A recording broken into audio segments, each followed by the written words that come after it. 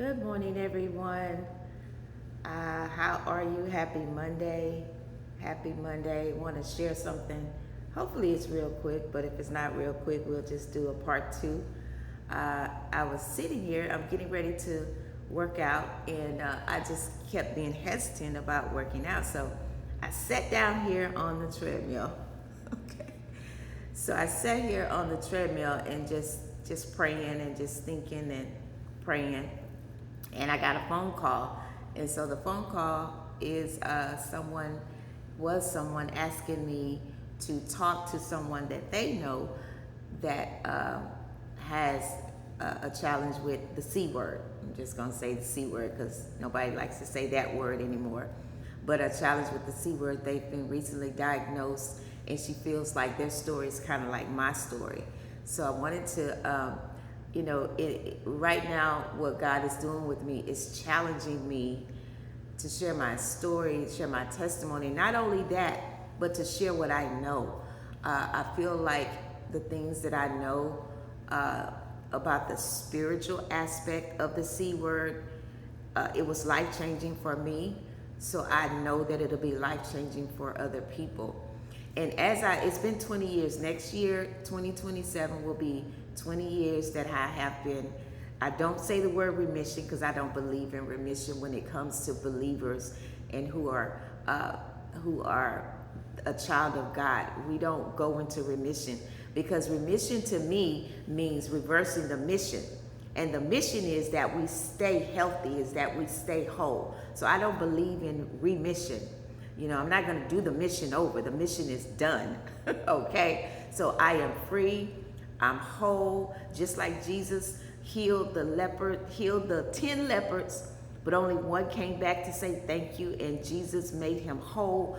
I am whole because I came back to say thank you. I say thank you daily. I might not say thank you that I'm healed daily, but I tell him thank you daily for everything that he's doing in my life. So that seals the covenant of wholeness with my Lord and Savior Jesus Christ. So in 2006, I was diagnosed with stage 4 non-Hodgkin's lymphoma. Never had heard of it before. Never had heard of anybody in my family having that before.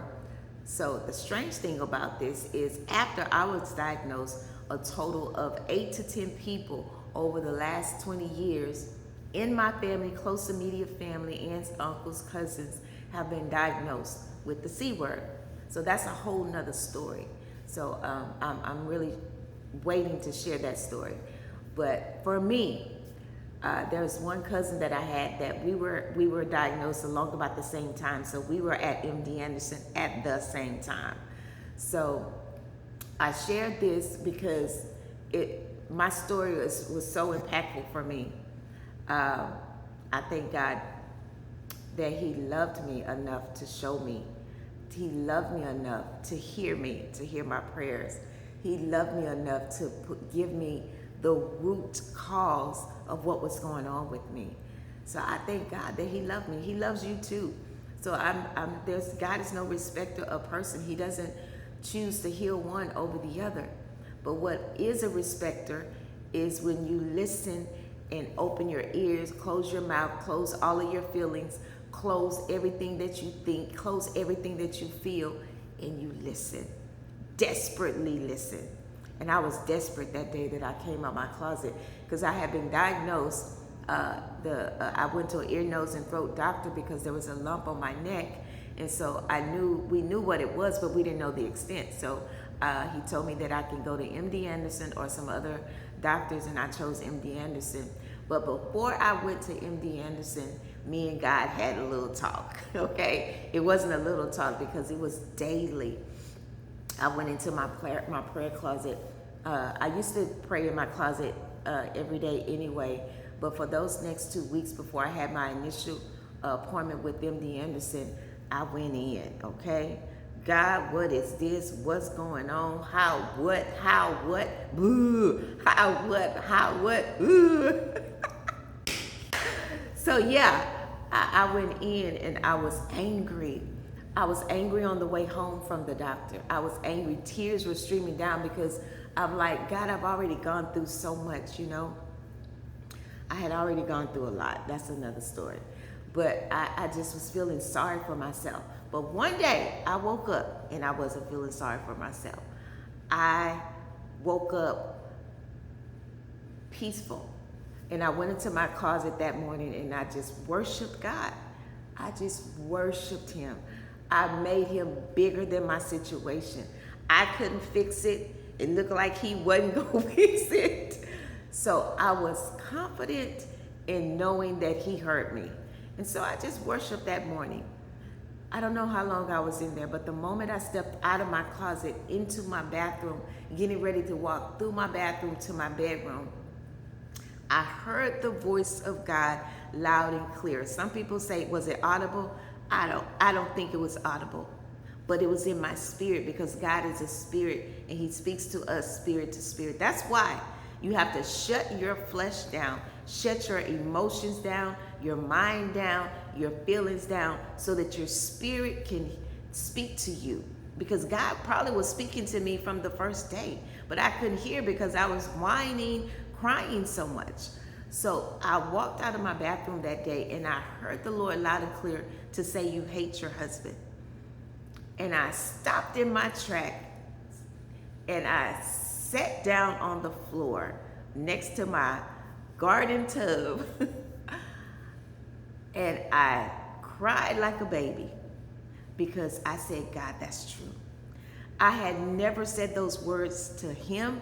I never said those words to anybody. I'm not a person that go and share with my good friends or my mom or anybody like that. I don't do that. I kept everything inside. I don't do that anymore. I take it to God. But I knew it was true. There have been so many hurtful actions, harmful words, just things that just really hurt me, that those emotions of hurt being packed down, if you can envision some seeds, that's what they are, because things that hurt us are seeds. You know, words are seeds, actions are seeds. All of those seeds being packed down into soil, which was my heart. The fruit of it was hate. The fruit of it was anger. The fruit of it was rage. And I thank God, because I believe if God hadn't stopped me at that time, I don't know what I could have did, because all of those seeds being packed down daily, and just I'm watering it with my tears, or watering it with my words, or watering it. I don't know when the fruit of something really harmful would have came about. You know, now I understand, not saying that I could, but now I understand how people get to a point of doing something that they never thought they would do, because of seeds that have been planted and watered, and the fruit of that seed is something that you may never have expected. It surely wasn't the fruit of love. So anyway, I admitted it. God, I do, and I need your help. And this is what God told me. He said, I need you to forgive. I need you to forgive. At that point, I didn't go back and forth with God and talk to him about, Lord, I'm coming to you about this illness. I'm coming to you with something else. Why are you talking to me about that? No, I didn't. I didn't go to God with that. I went to God as a baby, as a little kid. I'm sorry. It's like I instantly knew I was wrong. I'm sorry, and I need your help to forgive.